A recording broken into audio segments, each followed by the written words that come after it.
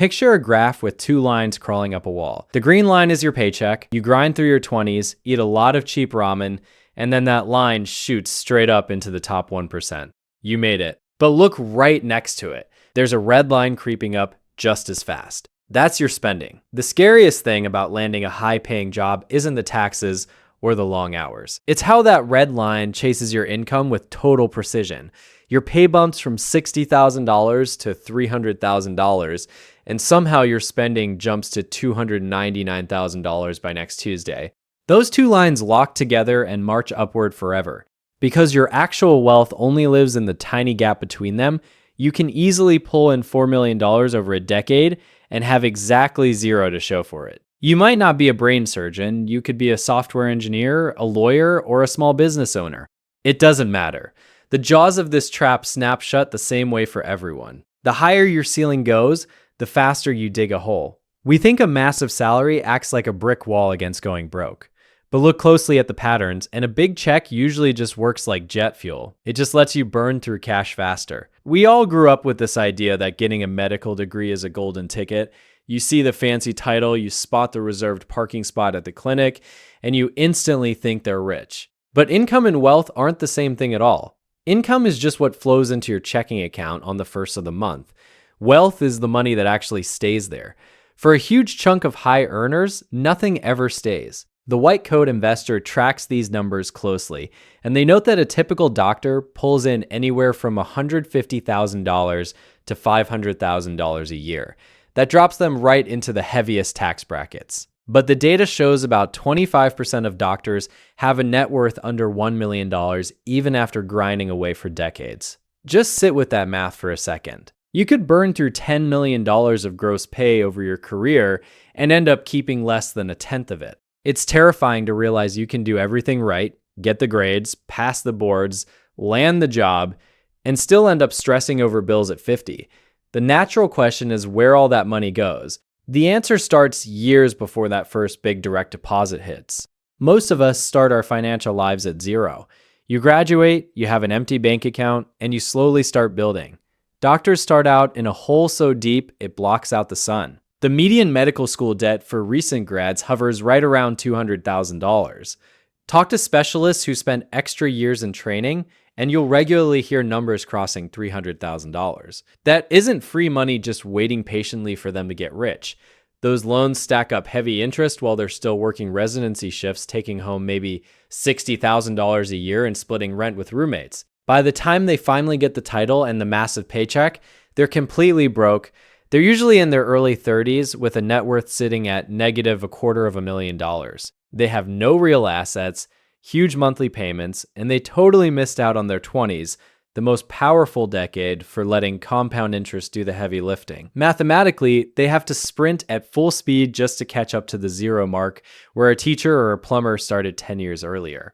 That pressure to catch up builds a very heavy psychological weight. That pressure to catch up is where human nature completely breaks the spreadsheet.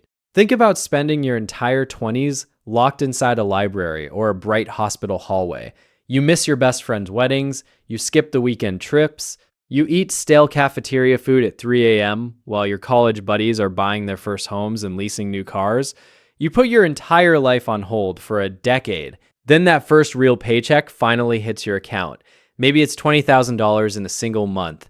The emotional dam completely breaks. This isn't about greed or wanting to show off. It's about pure exhaustion and relief. Psychologists call it pent-up deferred gratification. You feel like the universe owes you a break. You tell yourself that you worked harder than anyone else, so you should live like it. Instead of taking that massive check and dumping it into the debt hole, the cash immediately flows toward visible proof that you made it. The logic feels totally bulletproof in the moment. You suffered, so you deserve the nice things now.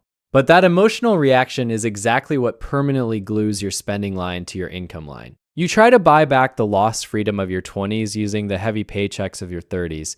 The only way out of this trap is looking at the hole and admitting how deep it really is. If your net worth is sitting in the red, you aren't rich yet. You're just a high-income earner who is currently poor. That sounds like a harsh wake-up call, but it's the mental shift you need to survive. The trick is totally separating your personal identity from your bank balance. Having a fancy title or a corner office doesn't mean you can magically afford the life that usually comes with it. The real winning move here is to keep living like a broke student for just a few years after the big money starts rolling in. If you can keep your life running on $60,000 while you're pulling in $300,000, that massive gap is what fills in the crater you started in.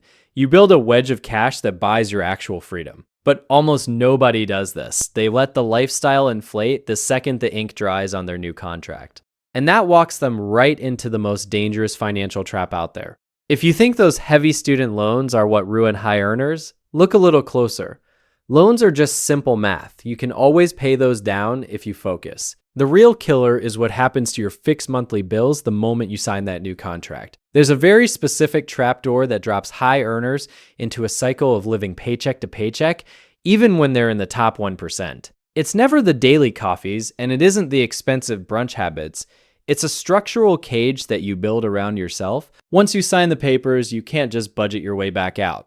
We toss around the phrase lifestyle creep all the time, but for high earners, it's not creeping at all. Lifestyle inflation hits them like a freight train. For a normal budget, creep means buying the fancy organic groceries instead of the store brand. For a top earner, it means locking into massive structural upgrades. We're talking about leaping from a shared apartment straight into a heavy mortgage on a massive house in the perfect neighborhood. It's jumping from a 10-year-old sedan to leasing 2 brand new luxury SUVs. These aren't just fun one-time treats to celebrate a promotion. They're permanent new baselines for your life. Once you move into the huge house, you have to buy enough furniture to fill it. You have to pay to heat it in the winter. You have to hire people to fix the landscaping. Your spending line doesn't just drift up a little, it jumps to a whole new floor and locks the door behind it. Let's look at how the math actually shakes out. Say a high earner, we'll call him David, lands a job paying $300,000 a year. After the government takes their cut, plus insurance and retirement, his take-home pay might sit around $18,000 a month. That sounds like endless money, but watch how fast the structure eats it. Student loan payments take $3,000. The mortgage and property taxes on the dream house eat $6,000. 2 luxury car leases pull another $1,500. Private school tuition for 2 kids wipes out $4,000. We haven't even gone to the grocery store yet, and David has already burned through $14,500. He only has $3,500 left for food, gas, clothes, and the most important part, investing for his future. Look at David's graph now. His fixed monthly bills are riding right up against his massive income. There's zero room for life to go wrong. If he gets sick, if his industry takes a hit, or if the economy flips, he's totally underwater. He makes $300,000 a year, but he's sweating over his bills just like everyone else. Why do really smart people trap themselves in this math? It comes down to a cycle of stress spending. High-pressure careers are exhausting. Studies constantly show over 80% of medical workers feel completely burned out.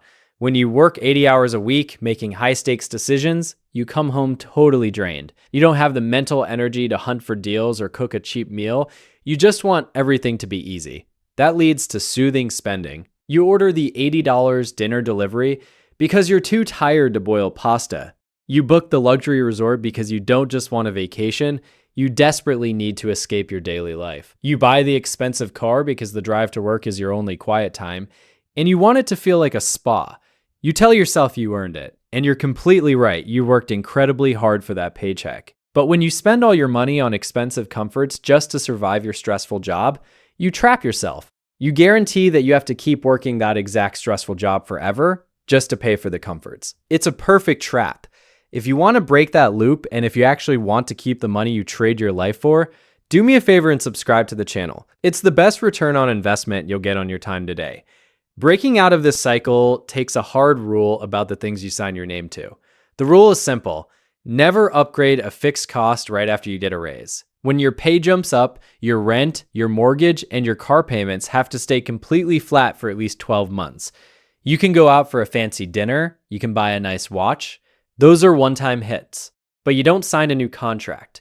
This waiting period snaps the emotional link between feeling stressed and buying bigger stuff. It proves to yourself that you can actually save the extra cash first. If you can bank that extra money for a full year, then you can talk about upgrading your house. But usually, After 12 months pass, the burning desire fades away. You realize your current place is perfectly fine, and having a massive pile of cash in the bank feels way better than marble countertops ever could. Most financial advice yells at you about the small stuff. They tell you to skip the coffee shop and cancel your streaming apps. I'm going to tell you the exact opposite. Buy the coffee, keep watching your shows. High earners don't go broke over $5 habits. The damage always comes from 3 massive choices that act as status symbols. If you mess up these 3 things, no fancy budget app is going to save you. But if you get them right, you can drink all the lattes you want. The 3 choices that lock in your financial future are your house, your car, and where you send your kids to school. For top earners, these aren't just normal bills. They are heavy badges of rank. You feel this intense social pressure to prove you belong in the club. You aren't just buying a car, you're buying the feeling of fitting in. You see the pressure to fit in everywhere you look. A perfectly reliable everyday car runs about $30,000, but the expected status car, that heavy luxury SUV or European sports sedan, easily hits $90,000. When you factor in the massive insurance premiums, the premium gas, and the brutal depreciation over 5 years, that luxury ride actually costs you double or triple the standard option. You aren't just paying for leather seats. You pay a heavy premium just to signal to everyone in the parking garage that you belong there. People fall into this because they feel judged if they don't look the part. They worry a normal car makes it look like they are struggling. But taking on that huge payment means your income goes straight into a depreciating piece of metal instead of buying back your own time. The financial weight just keeps adding up, and it never stops at the driveway. It always bleeds right into where you live next, which forms an even heavier anchor on your future. Look at the neighborhood expectations next. A heavy mortgage on $1 million house at current interest rates completely drains a checking account. It goes way beyond the monthly payment to the bank. You suddenly have to cover sky-high property taxes, constant maintenance, and massive heating bills. A bigger house is just a much bigger liability demanding feeding every single month.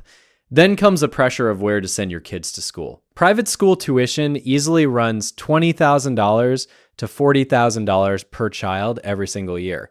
You pay that bill with after-tax money. To actually hand over $30,000 to the school, you have to earn nearly $50,000 in gross salary first. If a family has 3 kids, that means $150,000 of a hard-earned salary vanishes just to keep them in the right classrooms. When you stack the giant house, the luxury cars, and the elite schools together, about 80% of a massive take-home pay disappears before anyone even buys groceries. That kind of spending rarely comes from actually loving the stuff. Deep down, it usually comes from heavy imposter syndrome. High achievers spend their whole lives terrified of looking like failures or seeming incompetent to their peers. Displaying obvious wealth becomes a quick shortcut. It lets people broadcast that they made it without saying a word. It acts like a shield for the ego. Walking into a hospital or a law firm while driving a 10-year-old Toyota feels incredibly uncomfortable when everyone else drives luxury brands. You worry people will question your skills if you don't look the part. That social friction feels totally real, and ignoring it takes a very strong internal compass. But the cruel irony is that the colleagues flashing the most expensive cars are usually the ones sweating the most about money at home. They literally finance their status. When you copy their lifestyle, you just copy their hidden anxiety. You enter a competition where the grand prize is a pair of golden handcuffs. You beat this trap by completely changing how you price things. Instead of asking if you can afford the monthly payment, ask what that purchase costs you in actual freedom. Try pricing luxury items in terms of your working days or late night shifts. If someone takes home $1,000 a day after taxes, a $60,000 luxury boat costs 60 full days of their life. That is 2 solid months of dealing with stressful clients, waking up before dawn, and missing time with family. You have to ask if that boat is really worth 2 months of total servitude. Maybe it actually is. If you absolutely love being on the water every weekend, you go for it. But for most of the status symbols we buy, the fancy watch, the third car, the kitchen upgrade, the trade-off just falls flat. When you start measuring price tags in days of life lost rather than dollars spent, the urge to upgrade naturally fades away. You quickly realize that most stuff is simply too expensive when you pay for it with your time. Think about 2 different professionals making the exact same massive salary at the exact same company. We can call them Mark and Sarah. 10 years down the road, Mark feels totally burned out and broke, while Sarah sits on millions and works 3 days a week. The entire difference comes down to the shape of their financial habits. Look at Mark first. He fell right into the classic lifestyle inflation trap. As his income shot up to $350,000, his spending line chased it instantly. His expenses hover right beneath his paycheck every single month. The gap between what he makes and what he spends is razor thin. Mark saves maybe 5% of his money. He assumes he does fine because he throws a little cash into a retirement account. But because his daily living costs so much, the total amount he needs to actually retire is massive. He runs on a treadmill that constantly speeds up. After 10 years of working brutal hours, his net worth barely clears the floor. He owns assets, sure, but the heavy liabilities completely crush him. Now look at Sarah's approach to that exact same income. She uses a totally different framework built around a fixed personal salary. Sarah pulls in that same $350,000, but she makes a very logical choice. She survived just fine on $60,000 when she was training, so she decides she can live a great life on $120,000 now. She doubles her lifestyle overnight. That feels incredible to her, but then she strictly caps it right there. Her spending line stays perfectly flat, while her income line keeps drifting higher.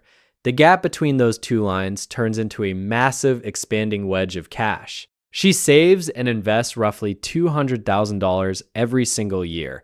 That puts nearly $17,000 a month straight into index funds, real estate, and wiping out her old debts. In the first year, she notices a solid difference, but by year 5, compound interest takes the wheel. Her net worth goes totally parabolic.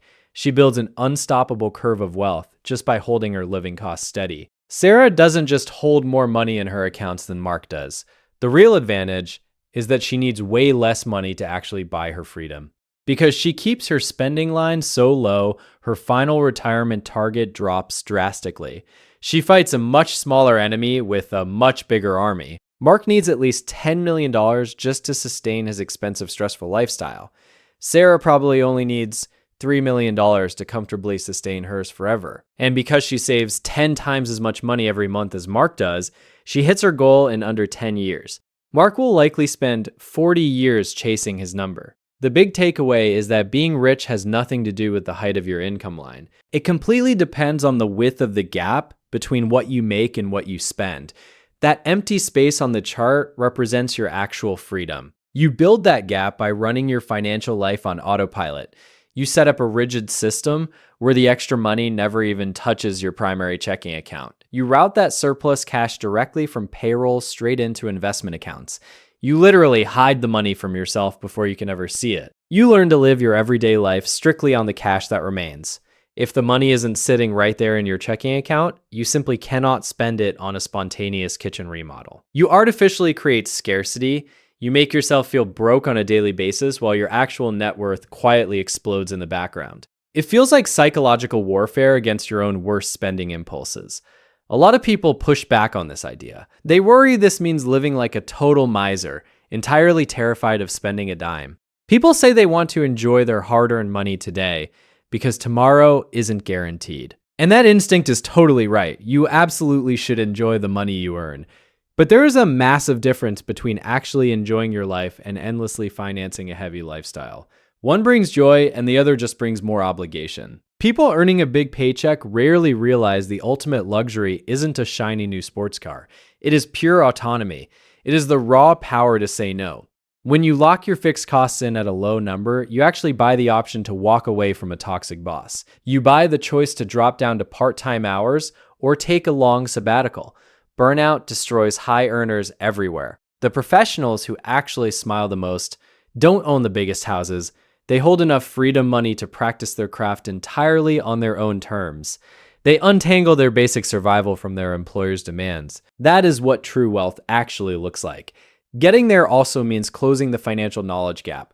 High earners get targeted constantly by bad financial salespeople pitching high-fee life insurance and terrible investments. Taking 10 hours on a weekend to read a few basic books about low-cost index funds and tax accounts will pay you more per hour than your day job ever could. You don't build that massive gap between your income and your spending just to die with the biggest bank account.